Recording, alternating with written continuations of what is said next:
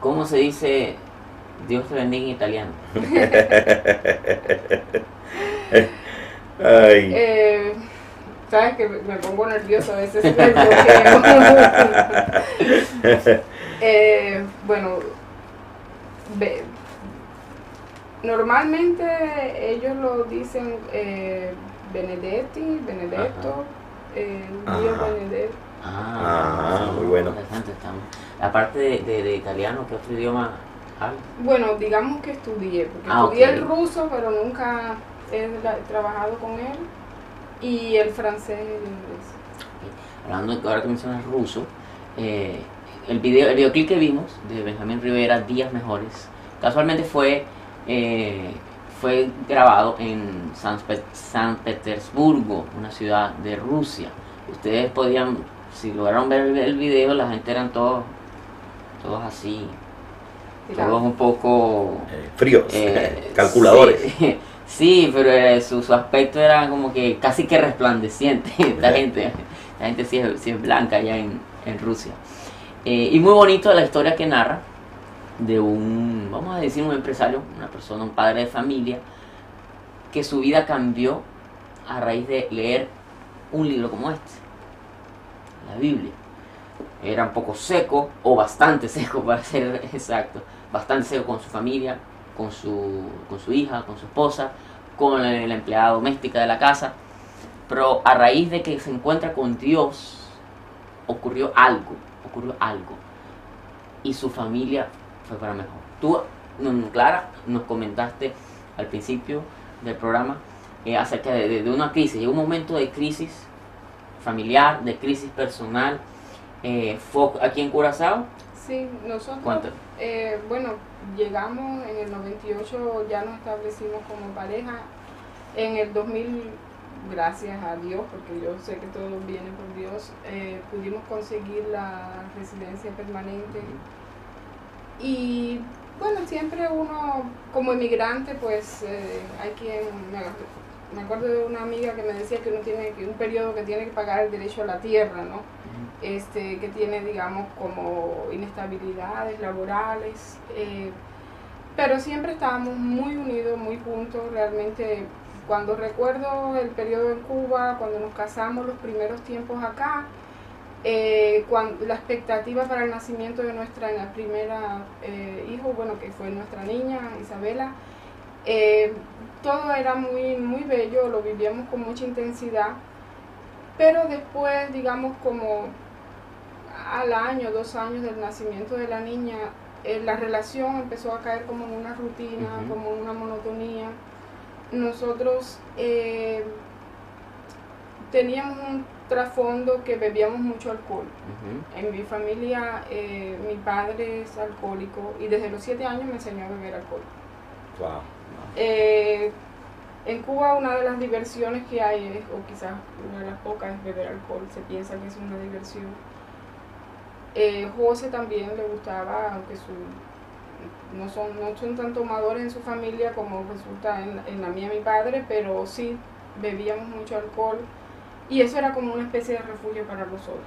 Cada cierto tiempo hacíamos unas reuniones en la casa y los amigos que iban pues también compartían mucho alcohol, no que todos fueran alcohólicos ni nada, era una vez o 2 veces a la semana, pero sí bebíamos mucho, incluso hubo épocas que hasta más de una vez a la semana, nosotros solos siempre teníamos algunas botellas de vino y nos las tomábamos.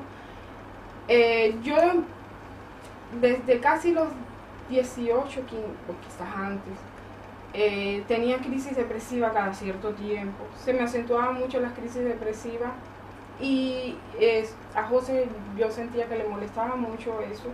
Él era difícil lidiar con mis depresiones. Yo me ponía de mal carácter, él también. Entonces eran discusiones tras discusiones. Era algo de verdad que incluso nosotros después queríamos otro hijo y ya no tenía como que mucho sentido buscar otro hijo. Yo traté de buscar una salida, traté de irme para Europa como para buscar, no decirme divorcio, pero me separo un tiempo. Me voy a buscar conseguí un curso o una cosa que, bueno, me voy para allá 1 año. pero las cosas de Dios, después de 3 años de que no habíamos podido tener el segundo hijo, cuando ya habíamos renunciado que no, por los problemas de la pareja y porque me iba para Europa, pues quedé embarazada de nuestro segundo hijo. Yo quería que me quedara, que no me fuera.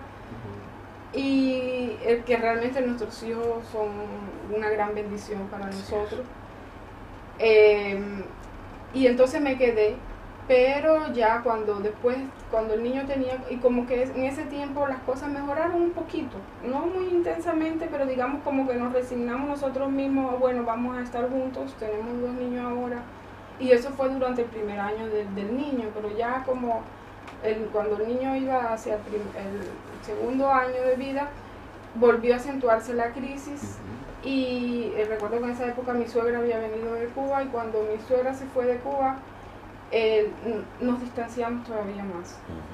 Y entonces llegó un momento en que, apareció otra mujer en la vida de José, y ya eso fue el detonante, realmente fue un detonante, no digamos que ella es la culpable, como alguna gente piensa que porque venga otra persona es esa persona la culpable, sino es la relación en sí y uno en sí.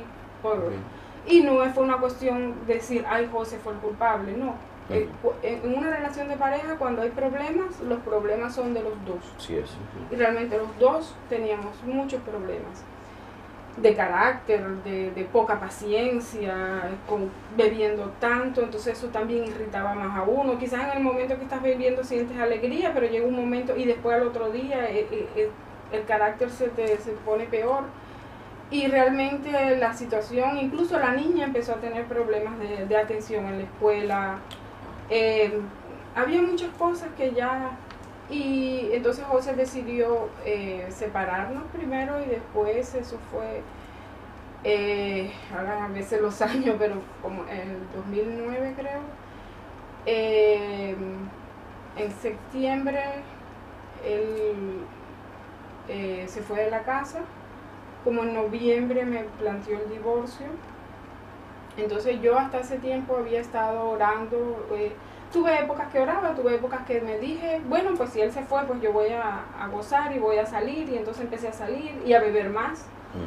Y pues salía con otra gente y fiestas y cosas. En el momento ese pensaba que estaba bien, pero cuando llegaba a mi casa realmente sentía un gran vacío. Y me acuerdo que empecé un día así, empecé a buscar la Biblia, y recuerdo que esas cosas que ya sabemos que no son de casualidad, yo tenía una Biblia católica, la traducción esta que llaman latinoamericana, que la tenía desde que tenía 20 años conmigo.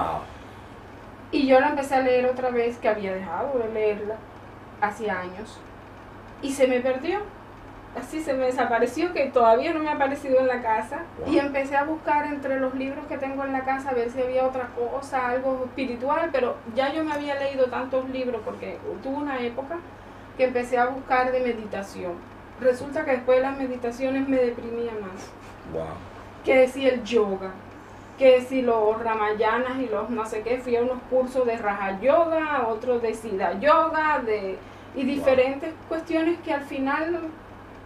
seguía vacía, seguía deprimida, seguía con problemas. Entonces yo tenía una serie de libros sobre esos temas, que si el Kundalini, que si el no sé qué, y cogí y dije, no quiero leer nada de eso, yo quiero una Biblia. Y había perdido mi Biblia católica cuando me apareció así entre los libros una Reina Valera que alguien había dejado en mi casa, que había vivido, Raúl vivió un tiempo en mi casa, que él estuvo en la iglesia y se fue para Estados Unidos, y entonces empecé a leerlo otra vez.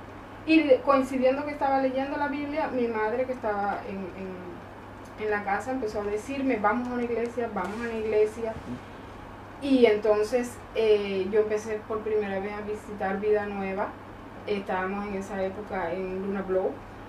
Y yo recuerdo que una de mis preocupaciones, cuando ella me dijo pentecostal, evangélica, como yo había estado en la iglesia católica y después estuve en otra protestante, pero no evangélica, mi visión era que, bueno, yo tenía una idea que ser un grupo de gente ahí saltando y bailando, y que eso no estaba bien. Entonces yo tenía estaba alejada, pero a la misma vez tenía ideas muy legalistas, muy religiosas, muy estrictas sobre lo que debía ser una iglesia. Entonces, cuando yo me acerqué a la iglesia, mi preocupación era, bueno, ¿cuál es la verdadera iglesia entre tantas nominaciones? ¿A dónde voy a ir? Entonces a mí me impactó mucho que yo cuando llegando, estaba Sadiel cantando, cerré los ojos, estaba en el momento de alabanza y yo tuve una visión de una iglesia enorme con muchas personas y de pronto, después cuando usted empieza a predicar, a mí me impactó de que usted habló de eso, que esta iglesia iba a crecer, que iba a haber un avivamiento y entonces yo dije, wow, ahí fue como una confirmación de que bueno, esto es de Dios. Porque lo mismo que yo acabo de ver, el pastor lo está hablando. Y entonces fue cuando decidí comenzar a ir a la iglesia, pero después hubo unos días que me iba, porque me iba de parranda, entonces me emborrachaba y no quería ir al otro día. Y una hermana de la iglesia fue y me dijo, no, tú no puedes dejar de ir a la iglesia, tú tienes que seguir. Y bueno, empecé a ir y entonces a medida que iba a la iglesia, pues dejé de hacer las parrandas, dejé de salir, porque incluso yo tenía una relación, una cosa informal, pero a partir de sus predicaciones me di cuenta que no estaba bien. Yo hasta de la misma Biblia me amparaba. Hay una parte de Jesucristo dice que el hombre que le pide el divorcio a la mujer lo empuja a adulterio. Yo dije, bueno, él me empuja, y me justificaba hasta con la Biblia. Y dije, no, yo no puedo seguir así, esto, incluso aunque no volviera con mi esposo, yo no debo seguir con esta relación, se terminó.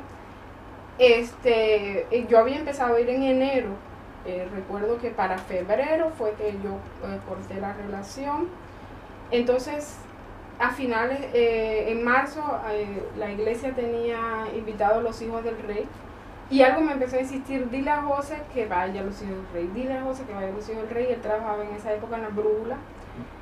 Y yo les dije, mira, leí, en la iglesia nosotros va a haber, la iglesia donde estoy yendo, porque en esa época yo no me sentía parte de la iglesia realmente, donde estoy yendo viene un dúo de vallenato cristiano, que el cantante había estado en el Binomio de Oro. Creo que sería interesante que tú hicieras un artículo para la brújula sobre eso. Me dijo, Leonardo Casca me habló de eso también. Y después de eso como que se le olvidó. Yo le pregunté y algo me decía, dile que vaya. Y entonces me dice, ¿por qué tú y Leonardo me insisten? Y yo digo, no sé, pero yo te digo que deberías de ir, no te voy a insistir más. Entonces me dijo, no, pero sí voy a ir, porque él no me había dado la confirmación anteriormente. Y entonces, bueno, él me dijo, yo voy a ir, voy a hacer fotos y hago un artículo, pero yo no creo que vaya a participar. Y bueno, está bien. Y resulta que él cuando llegó comenzó a hacer fotos, todo muy aislado, pero que cuando comenzó a hacer la prédica, pues eso lo impresionó mucho. Y ahí se me acercó y bueno, prácticamente ese día ya habíamos tenido unas previas conversaciones, pero no sobre lo firme, ¿no? De la posibilidad de parar regresar. el proceso de divorcio. Pero en ese momento fue que realmente sentimos que debíamos entregar nuestra vida a Cristo. Fue por primera vez que hicimos la oración. Que sabemos que la oración no es que el cambio sea así, pero sí nos influyó mucho. Y a partir de ahí empezó un proceso que realmente ha sido maravilloso en nuestra vida.